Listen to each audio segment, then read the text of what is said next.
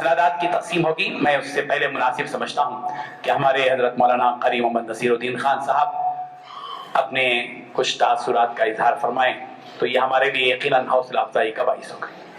بسم اللہ الرحمن الرحیم۔ محترم صدر صفا بیت المال، بانی بیت المال،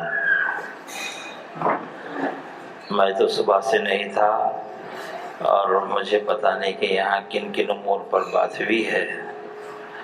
میں اگر اس امر پر بات ہوئی ہے تو بہت اچھی بات ہے، یا نہیں تو ایک بات آپ سے گزارش کے طور پر کہنا چاہتا ہوں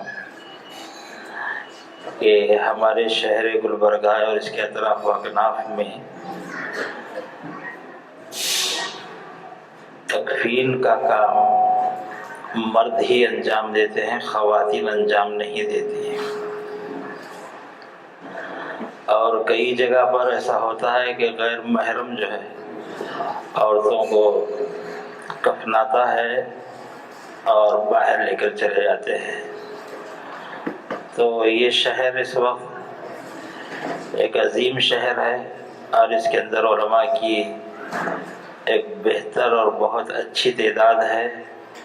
اس سے پہلے بھی میں نے کچھ علماء کے سامنے اس کا تذکرہ کیا تھا، اور اس کی ایک کوشش مجلس علماء کے ذریعے سے اسٹیشن بازار کی مسجد میں مردوں کو تربیت دی گئی تھی، اور اس کی دوسری کڑی مدرسہ عربیہ مصباح العلوم میں ماہانہ عورتوں کا جو اجلاس ہوتا ہے اس کے اندر 2-3 علماء خواتین کو دعوت دی گئی تھی، اور انہوں نے بہت ہی اچھے انداز سے اس کی کوشش کی۔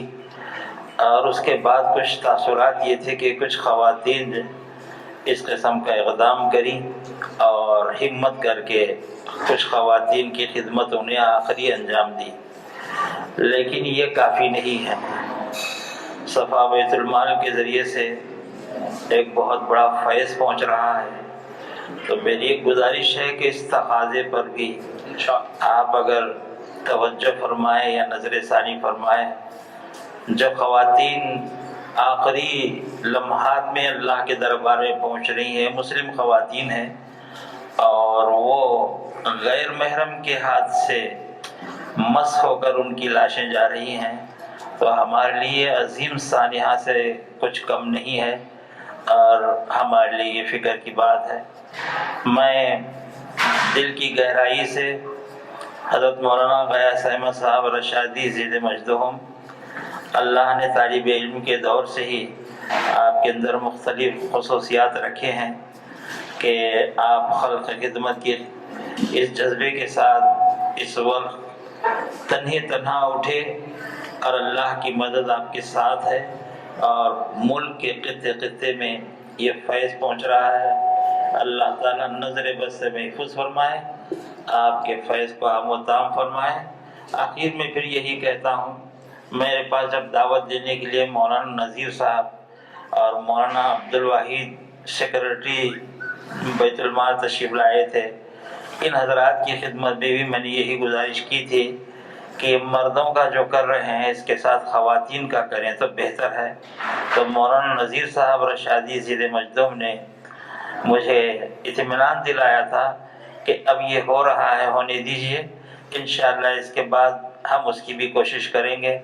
تو امید قوی رکھتا ہوں ذمہ داران صفا بیت المال سے کہ گلبرگہ کی جو خواتین غیر محرم کے ہاتھ سے کفن پہن کر جا رہی ہیں، آپ اس میں ہمارا تعاون فرمائیں۔ اللہ تبارک و تعالیٰ دارین کی سعادتیں آپ کے لیے نصیب فرمائیں، اور اس چراغ کو اللہ تبارک و تعالیٰ ہمیشہ کے لیے روشن فرمائے۔ یہ الفاظ کہتے ہوئے میں معذرت کے ساتھ اپنی گفتگو کو ختم کرتا ہوں۔ جزاک اللہ خیر۔ حضرت نے جو حوصلہ افزا باتیں ہمارے سامنے پیش کی ہیں، ہم ضرور خواتین کے لیے بھی ایک اجلاس صفا بیت المال شاخ گلبرگہ کے زیر اہتمام منعقد کریں گے، اور یہ واقعی وقت کی ضرورت ہے، اور اس جانب ہم سب کو یقیناً متوجہ ہونا چاہیے۔ ہم مشکور ہیں حضرت کے کہ حضرت نے شرکت فرمائی اور اپنے تاثرات کا اور حوصلہ افزائی کا مظاہرہ فرمایا. اللہ تعالیٰ آپ کو جزائے خیر عطا فرمائے. جلدی سے جائیے. مولانا عبد القادر رشادی صاحب. حضرت مولانا قاری محمد نصیر الدین خان صاحب اسنادات پیش کر رہے ہیں. حافظ میر عامر علی خان صاحب، حافظ نیر عالم صاحب. ایک مقامی لوگ ٹھہر جائیں تو پتہ چلے گا کہ کون ہے وہ. حافظ نیر عالم صاحب، قاری محمد سلیم صاحب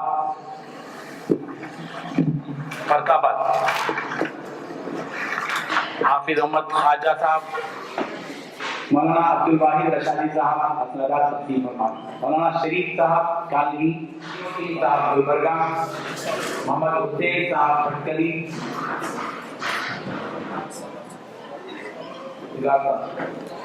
محمد رسول صاحب رمن گوڑ،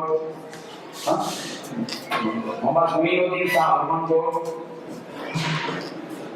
محمد چاند صاحب رمن گوڑ، مولانا منظور صاحب گلبرگہ، محمد بابو بیگ صاحب کالوی،